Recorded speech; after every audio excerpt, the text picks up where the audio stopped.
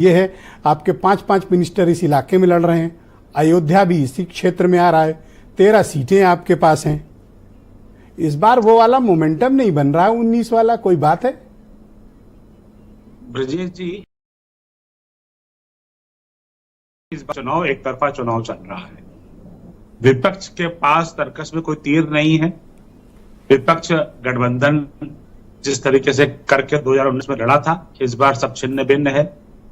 ना उनके साथ राजभर जी हैं, ना केशव देव मौर्य जी हैं, ना ही राष्ट्रीय लोकदल है उनके साथ, ना ही बहुजन समाज पार्टी है।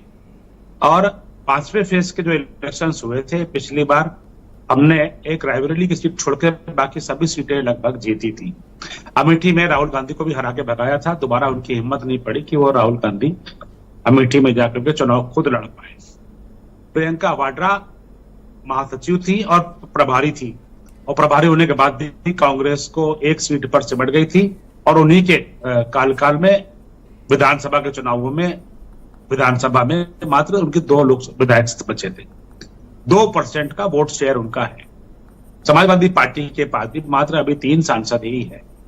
लेकिन एक सबसे बड़ी बात मैं आज ब्रजेश जी आउट ऑफ कंटेक्स्ट करना चाहता हूं स्वाति मालीवाल के बारे में।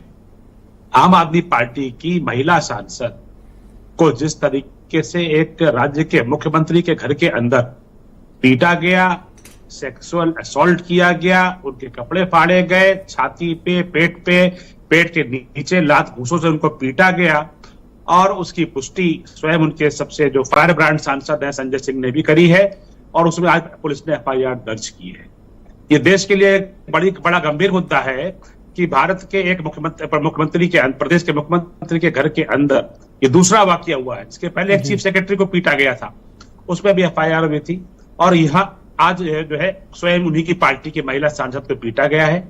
और अखिलेश यादव जी की चुप्पी, राहुल गांधी जी की चुप्पी यह बताती है कि मेरा और तेरा अगर कहीं आता है तो मेरे वाले को बचाना है और तेरे वाले को फंसाना है। यानी कि किसी अन्य दल का या किसी अन्य जगह राज्य में कोई घटना हो जाए तो सीधे उसको कल्प्रिट बता देना और सरकार को जिम्मेदार ठहरा देना, ये शगल बन गया था। और आज स्वाति मालीवाल को न्याय दिलाने के लिए कोई पार्टी सामने नहीं खड़ी हुई है। महिला अस्मिता तार हुई है। इस बार आपने देखा होगा कि आज अखिलेश यादव और राहुल गांधी की 2 संयुक्त सभाएं हुई हैं, अमेठी और रायबरेली। आप दबाव महसूस कर रहे हैं? मुझे लगता है कि दोनों जो ये राजनेता हैं, चांदी के चम्मच लेकर के पैदा हुए, इनका कोई योगदान जो है पार्टी को खड़ा करने में नहीं रहा है। अखिलेश यादव जी को जब जिम्मेदारी मिली मुलायम सिंह यादव जी से, उसके बाद से अखिलेश यादव ने पार्टी को डुबो दिया है। बहुमत की सरकार को 2012 में बहुमत की सरकार मिली थी, मुलायम सिंह यादव के नाम पर चुनाव हुआ था। मुलायम सिंह यादव जी ने अखिलेश यादव को मुख्यमंत्री बनाया था। एक लोगों में उत्साह था कि एक नया नेता आया है और प्रदेश को ऊपर ले जाएगा, लेकिन पूत के पांव पालने में दिख गए लोगों को। और मात्र 2 वर्ष के बाद इनके अखिलेश के शासन के काल में ही लोकसभा में धूल चटा दी जनता ने, इनको 5 सीटों पर समेट दिया। 2017 में इनके विधानसभा चुनावों में बिल्कुल हाशिए पर जनता ने पहुंचा दिया और भारतीय जनता पार्टी को 3/4 सीटें देकर के सत्ता में दी है। उसके बाद से अखिलेश यादव कोई सीट नहीं जीत पाए हैं।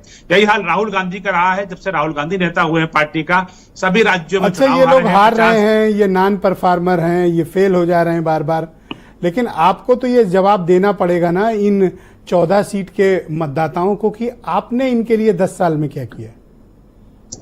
हम लगातार हमने इसको कई बार बताया भी है आपके माध्यम से। यह देश का चुनाव हो रहा है और देश के चुनावों में राष्ट्रीय मुद्दों में प्रधानमंत्री नरेंद्र मोदी जी का जो ट्रैक रिकॉर्ड रहा है, वह विश्व में भारत का नाम बढ़ाया है, भारत की अर्थव्यवस्था को सुदृढ़ किया है, $600 बिलियन से अधिक जो है भारत का फॉरेन रिजर्व बनाया है, $775 बिलियन का इस समय जो है हमारा निर्यात हो रहा है, FDI फॉरेन डायरेक्ट इन्वेस्टमेंट जो है भारत में डबल हो चुकी है। इधर के लोगों के लिए क्या किया, ये तो बताओ सर। देखिए ब्रजेश जी, देश को समग्र रूप में देखा जाता है और लाभ सबको बराबर से मिलता है। भारत के जो युवाओं का भविष्य सुरक्षित हो रहा है। आज अगर देश आगे नहीं बढ़ेगा तो रोजगार कैसे उत्पन्न होगा, कैसे इकोनॉमी डेवलप होगी। आज 11वें स्थान से आखिर मोदी जी उसको 5वें स्थान में लाने में सफल हुए हैं ना। बड़े बड़े विकसित देशों को पछाड़ करके आज 5वें स्थान में भारत पहुंचा है, और मोदी जी का ये गारंटी है कि हम अगले 5 साल में तीसरे स्थान पर। इधर बताने के लिए कुछ खास नहीं है आपके पास।